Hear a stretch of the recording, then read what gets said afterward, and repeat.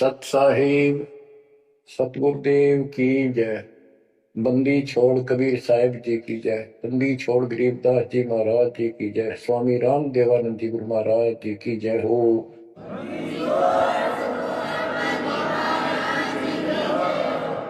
सर्व संतों की जय, सर्व भक्तों की जय, धर्मी पुरुषों की जय। श्री काशी धाम की जय, श्री सुडानी धाम की जय, श्री क्रोथा धाम की जय, श्री बरवाड़ा धाम की जय। सत साहिब परमपिता परमात्मा कबीर बंदी छोड़ जी की असीम कृपा से बच्चों आपको आत्म ज्ञान हुआ, साथ में परमात्म ज्ञान हुआ। आत्म ज्ञान है कि तू कहां से आया था, कहां से आई थी आत्मा, और मनुष्य जीवन जहां भी तुझे प्राप्त है इससे पहले कहां था। और ये एक सीमित है, चाहे लंबी उम्र मान ले 100 साल भी होगी तो भी मरेगा, फिर कहां जाएगा। कदे सोचा बैठ के काल इतना टाइम देता नहीं, ये इतनी सोच ले। जैसे कोई विवेकशील है, भगत बतेरे हैं, दास भी उनमें से एक है। एक आधी बढ़िया प्रेरणा होती थी कभी कभी, यूं के जीवन होया सारा दिन काम करो, पढ़ के सो जाओ, उठते फिर भागो, फिर सारा दिन मारो मार, फिर भागो, और फिर मृत्यु। मरा नहीं नया कामी से ढीठ हो रहे, इन दुखों को कभी कुछ नहीं गिना। मरण से पहले वृद्धावस्था ऐसी दुरुक्ति हो जाती है जिनके लिए मरा करता उन भी खट्टा हो जाए। आदमी जब उकचुक हो जाए, शरीर में कोई दिक्कत हो जाती है, तो इस असलियत को समझ कर किसी के प्रति दोष नहीं रखा है, ये तेरा परिवार के है, नो हमने नो करा नहीं, तेरे कर्म करा रहे हैं। जब साथ साथ भक्ति भी करता रहता, ये बालक तेरी हाथा पर रखो, तेरे कर्म मान गिरा दिया। बच्चों आत्म ज्ञान ये है तू कौन है, कहां से आया है, मरने से पहले कहां था, मृत्यु के बाद तू कहां जाएगा,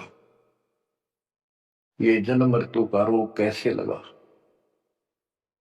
तो ये बताया जाता है कि मनुष्य जीवन बड़ी मुश्किल से मिलता है, और इसमें जो भक्ति नहीं करता वो पहले भी पशु था।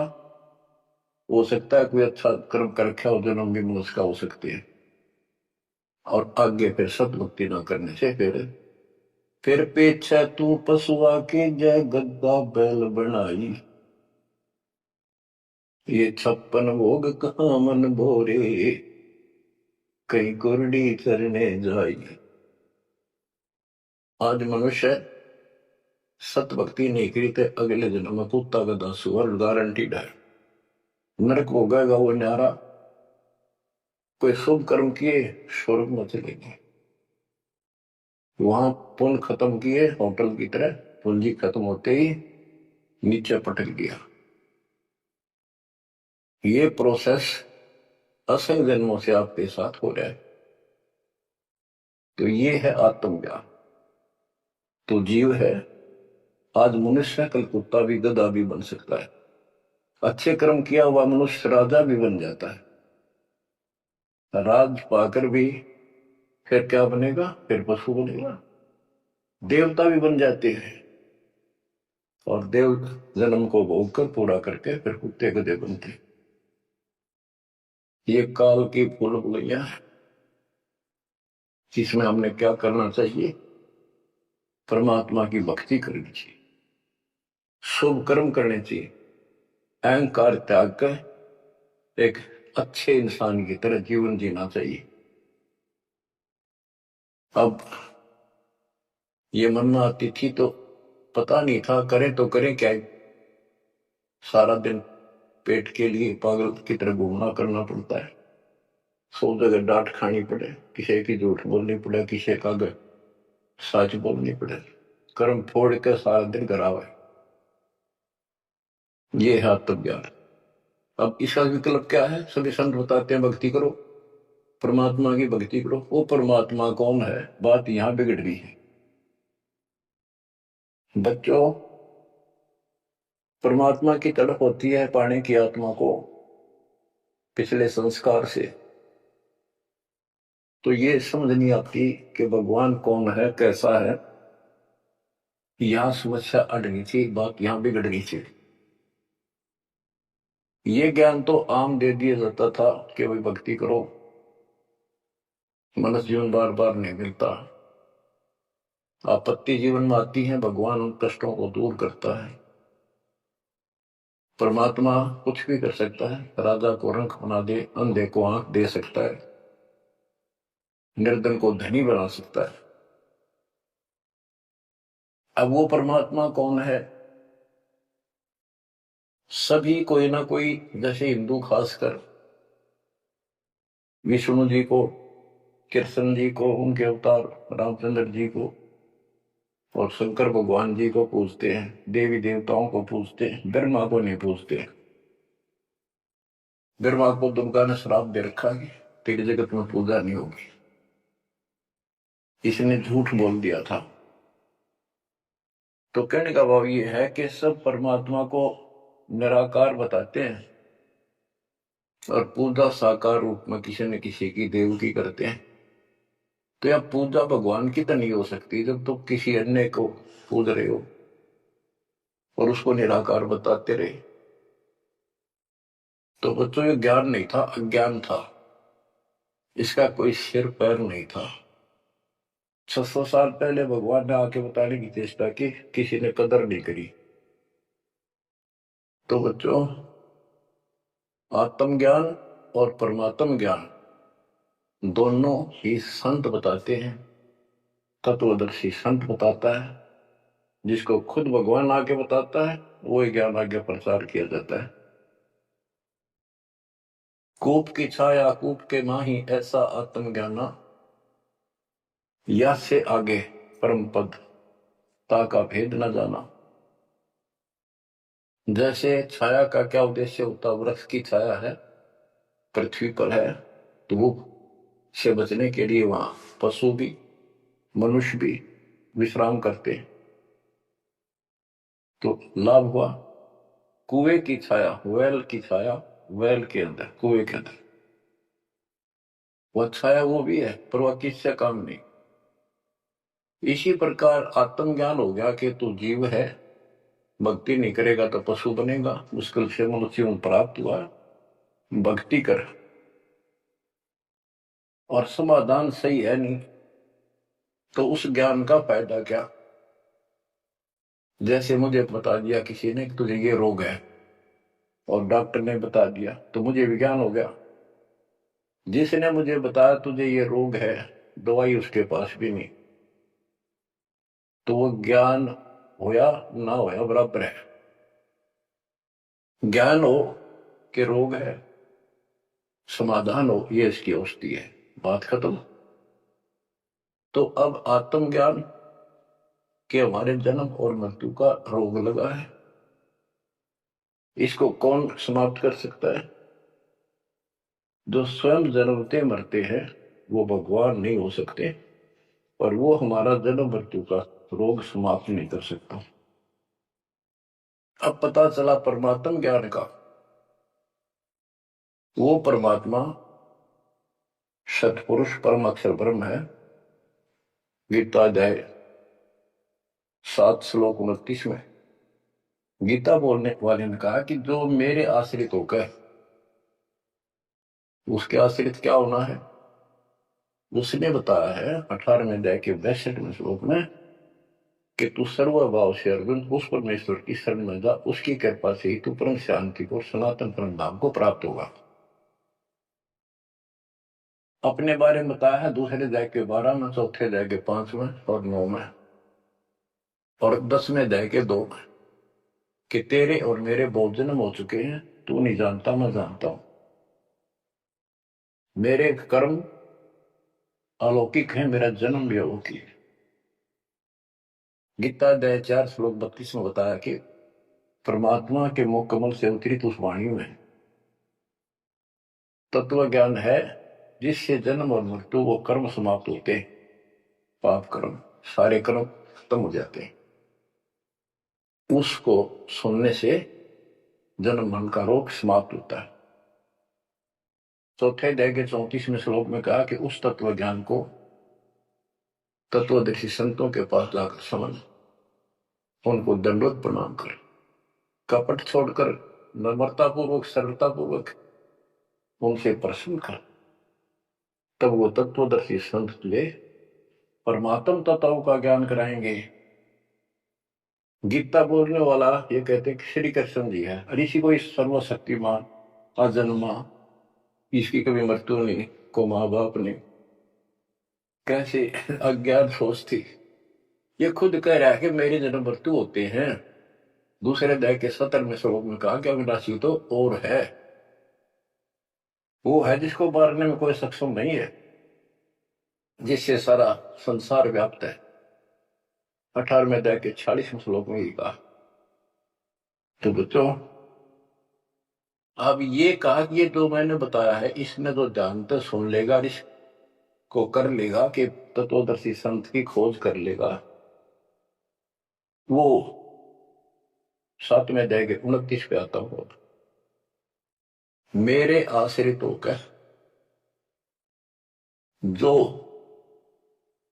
जरा और मरण यानी जरा वृद्धावस्था का दुख, मरण मृत्यु के कष्ट से छुटकारे के लिए, मोक्ष के लिए जो प्रयत्न करते हैं, साधना करते हैं, इस संसार की और किसी वस्तु की इच्छा नहीं रखते, वे तत्ब्रह्म को, संपूर्ण अध्यात्म को और यानी पूरा तत्व ज्ञान, सूक्ष्म वेद और सभी कर्मों को वो जानते। गीता ने 8वें अध्याय के प्रथम मंत्र में पूछा कि किम तत्परम, वो तत्परम क्या है। 8वें के 3 में गीता ज्ञानदाता ने उत्तर दिया, वो परम अक्षर ब्रह्म है। अब सुन लो बच्चों परमात्म ज्ञान। अब कहता है 8वें अध्याय के 5 और 7 श्लोक में, उसमें बताया 8वें अध्याय के 6ठे श्लोक का ये अर्थ है कि जिसके अंदर तेरी श्रद्धा है, उसकी भक्ति करते हो, आखिरी सांस तक उसी के भाव में भावित रहते हो, तो उसी को प्राप्त होगे।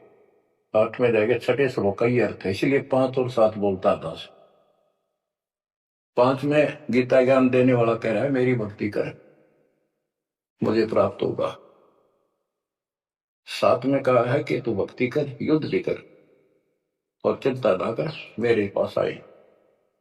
8वें के 8, 9, 10 में स्पष्ट कर दिया है, जो उस परम अक्षर ब्रह्म की भक्ति करता है, जो सारी सृष्टि घर से बाहर सबका धारण पोषण करता, तो सबस लिखा है, और फिर उसी को प्राप्त होता है। बच्चों, ये है परमात्म ज्ञान। पुण्यात्माओं, भक्ति तुम सभी चाह रहे थे, सभी कर रहे थे, कहीं ना कहीं कोई न कोई जरूर करते थे। हिंदू धर्म में जन्म होने के कारण गीता में विशेष आस्था थी। वेद तो सुने सुने थे, देखे नहीं थे। अब वेदों को पहले का कायदा बना दिया मेरे गुरुदेव के आशीर्वाद से, परमपिता परमात्मा के दिए तत्व ज्ञान से। क्योंकि ये ज्ञान सूक्ष्म वेद में सारा लिखा हुआ था। अब तो तुम्हें प्रमाण के लिए दिखाने पड़े हुए कि देखो हमारे भगवान 600 साल पहले जो बात बताया करते, लिखवा कर गए गरीबदास जी ने 300 वर्ष पहले बताई हुई कि वही उनसे प्राप्त ज्ञान को आज आप अपने ग्रंथों में देख लो। देखो ये लिखा, ये लिखा, ये लिखा, तब जाकर आपकी सेटिंग हुई है। जब आपका दिमाग सेट हुआ है, सचमुच सही तो कुछ और है न, ये बात तुम सुनते न की तब मंदिरा में टाली बजाए जाओ। तो ये परमात्म ज्ञान है।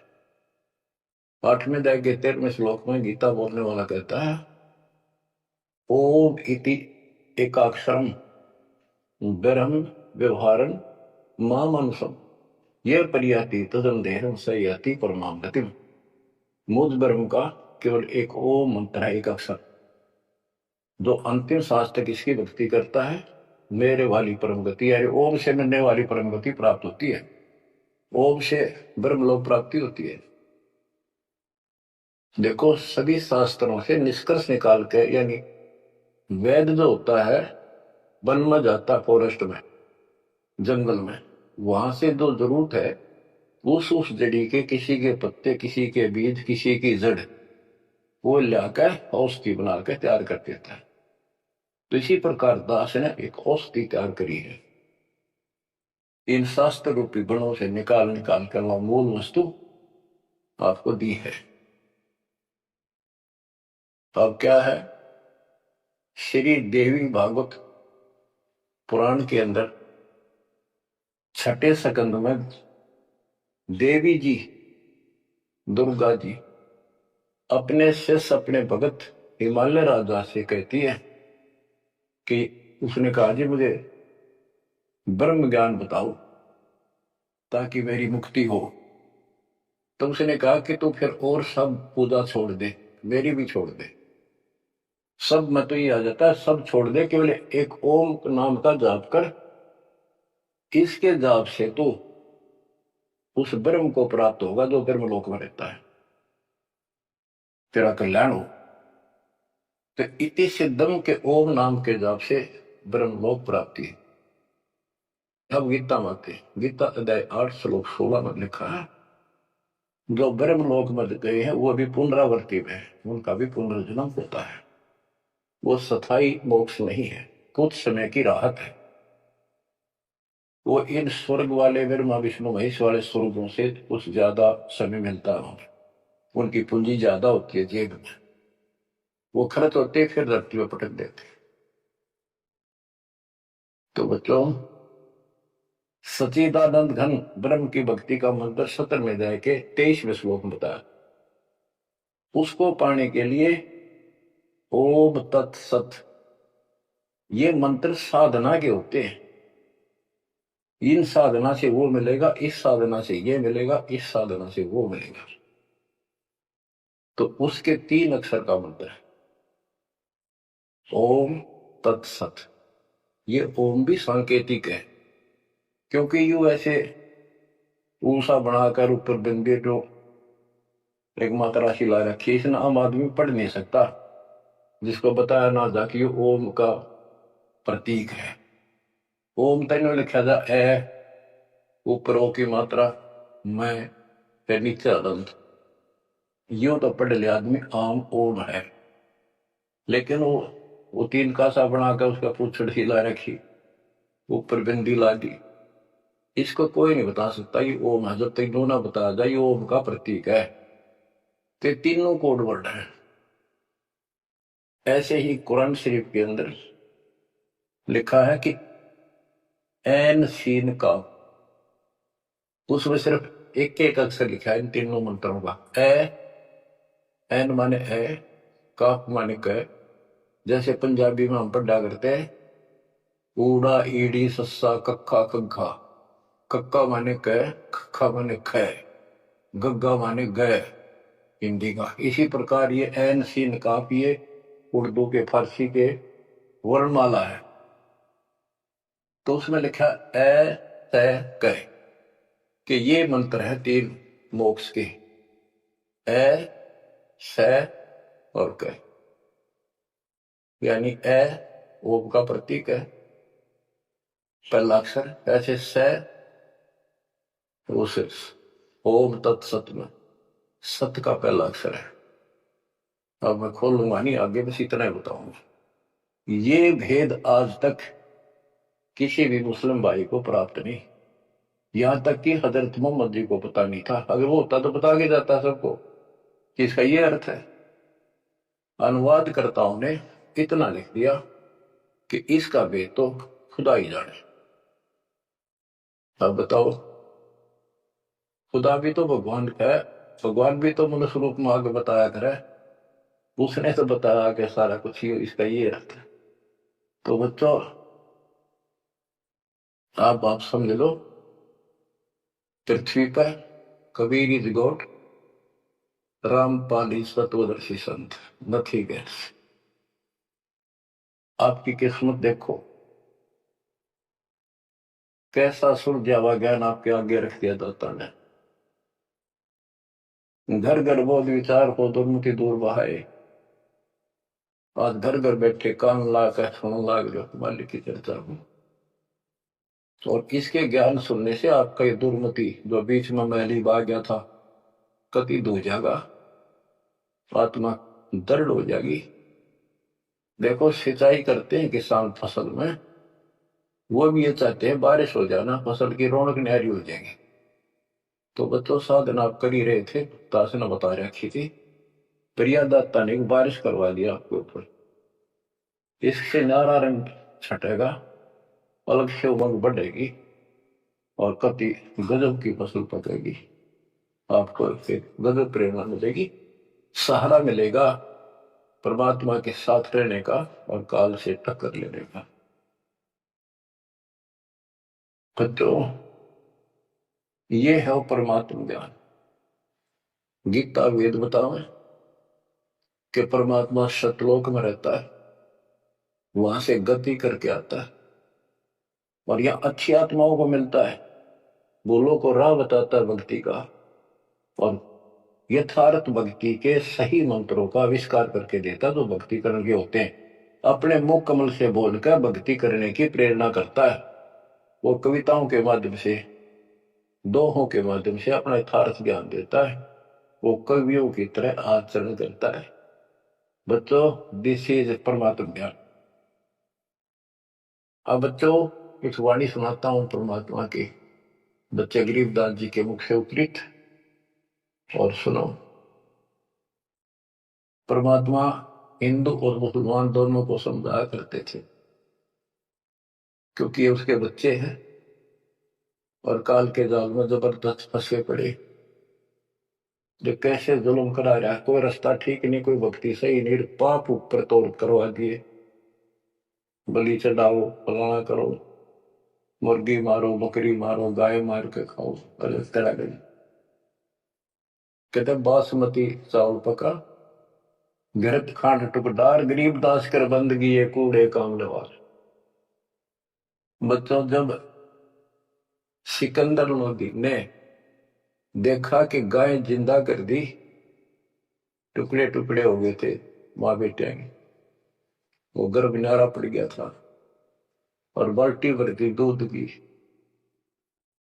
सिकंदर लोधी ने प्रणाम किया तो शेख तकीर वो सारे बेदक के इतने पाप भर गया था, भगवान के बच्चे भगवान से टकराव देख के जुल्म हो रहा।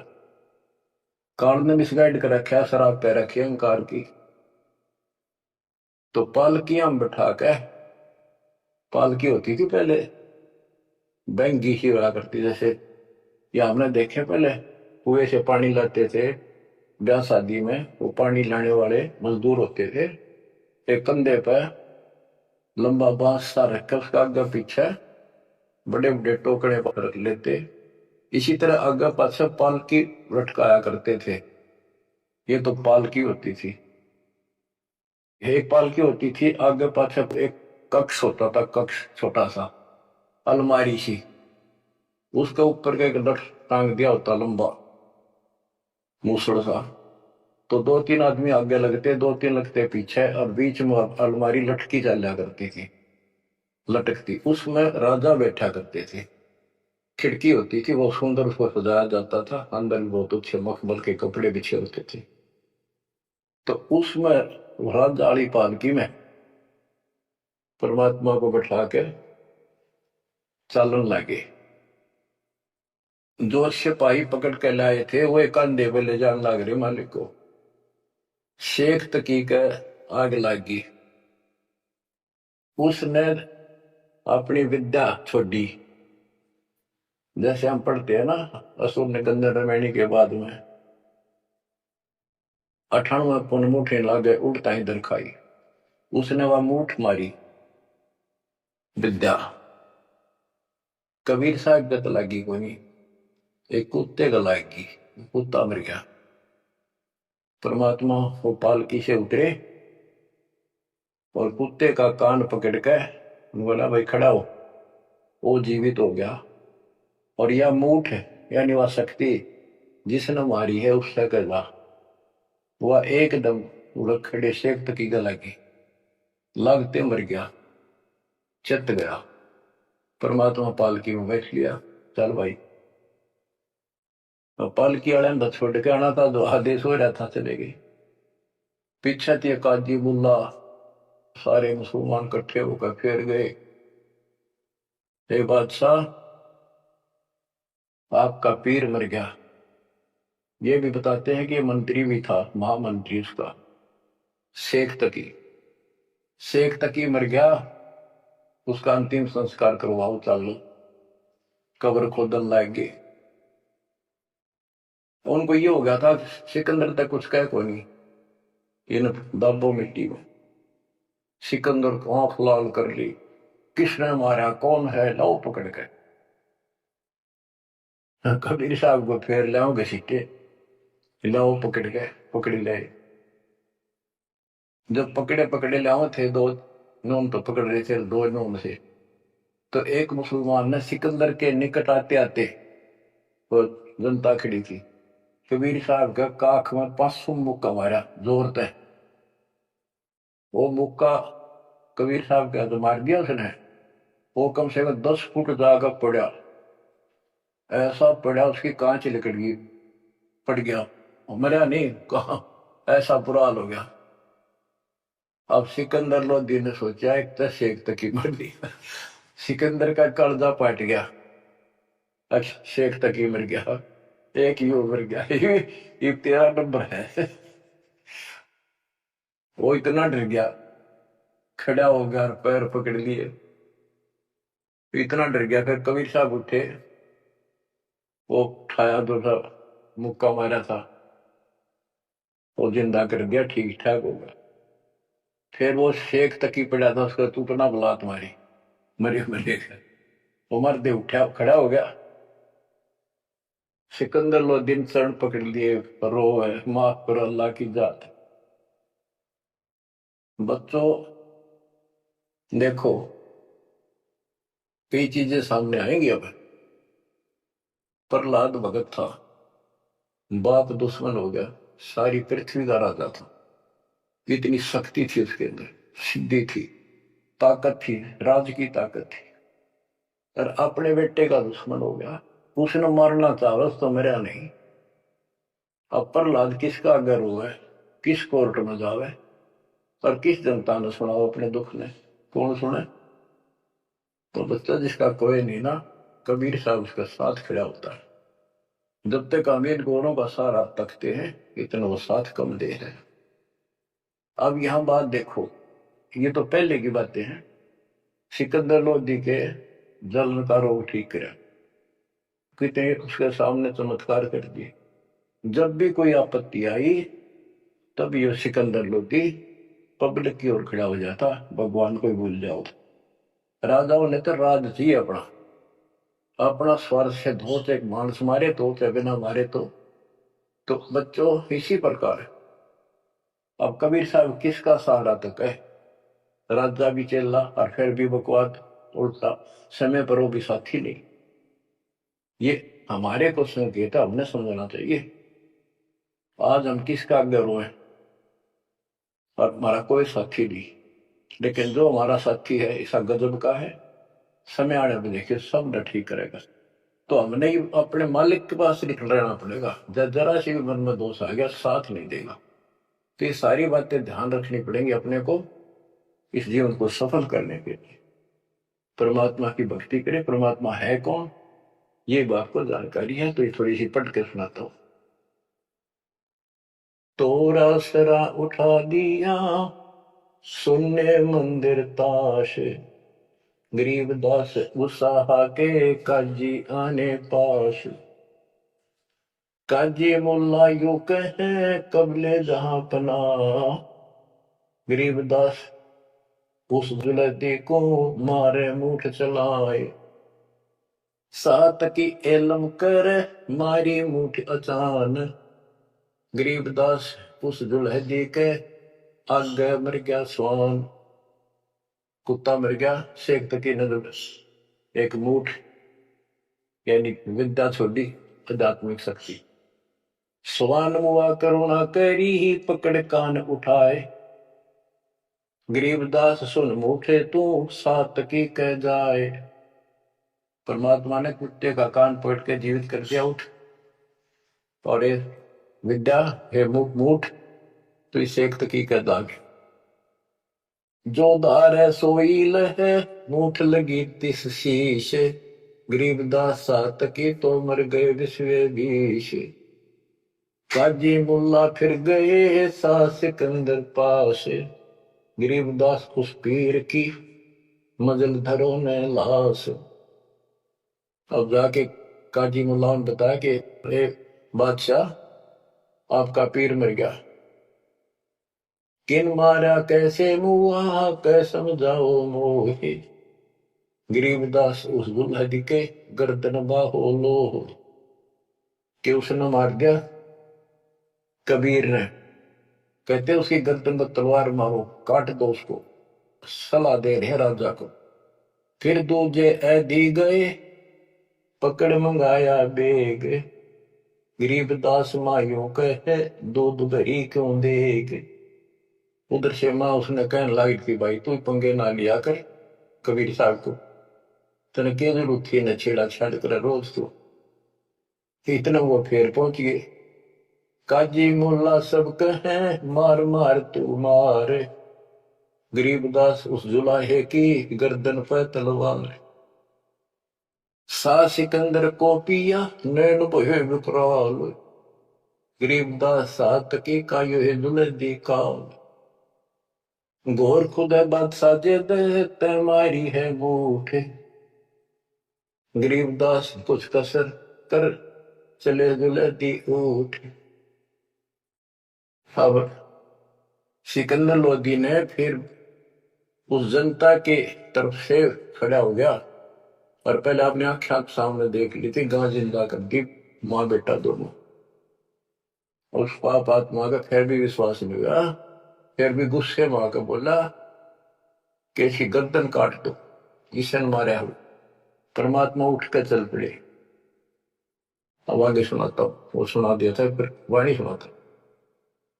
गिरकाजी मुल्ला बागती लगी गर्दनी पांच, के वो दूसरे तो उठ कर चलने लग गया तो काजी मुल्ला पकड़ने लग गए और परमात्मा ने उनके साथ खेचा तानी की, झटका झटका हो गया। एक काजी घना बकवाद करे काख बीमारी सुने परमात्मा के यानी 500 में मारा। काजी मुल्ला बागती लगे गर्दनी पांच, गरीबदास काजी पड़ा निकल गई जा कांच। काजी पड़ा उसकी कांच निकल गई। परमात्मा के साथ हाथापाई करेंगे। फिर एक जनता जन ने भगवान का मुक्का मारा, मारा मुक्का मुगल को लगा जुलदी हीक, गरीबदास वह मुगल उत पड़ा उलट दो बीक। 10 कदम जाकर उल्टा पड़ा, 10 कदम 50 फुट को पड़ा पटाक दे। सा सिकंदर उठ केड़े है कदम पोस कुर्बान, गरीबदास मंजन महल बरकटी में शशि भगवान। परमात्मा खड़े हुए तो सिकंदर लोधी को अल्लाह का रूप दिखाई दिया, इतना अजब गजब रूप। कहते फिर पैर पकड़ लिए,